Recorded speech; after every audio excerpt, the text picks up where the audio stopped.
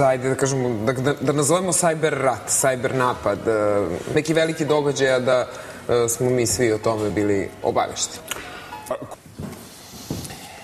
Evo se sada što je dešavalo sinoć u Beogradu. Da, i vidjet ćete kako je bilo na promociji jednog novog albuma.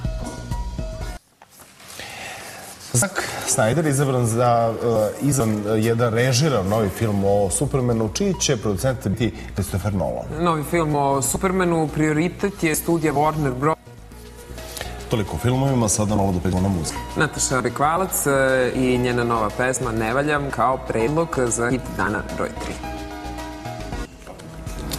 Sada nam u studiju ovog jutra, članovi grupe.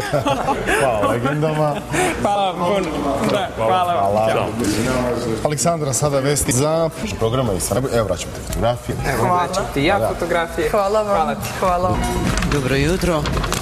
Što kraće. Bolje da pevamo, nek da pričamo. Ja mogu da pričam do sutra. Hoćete otići? Da bili ponosni. Hvala vam puno što ste bili gošći programa. Dobro jutro, sada pevamo. Hvala vama, bila mega.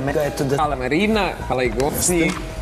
Imamo još jednu lepu damu u studiju ovde. To je predsjednica Saveza studenata Beograda, Maja Radovanović, i najavit će jedan sajam vaš. Da, dobro jutro.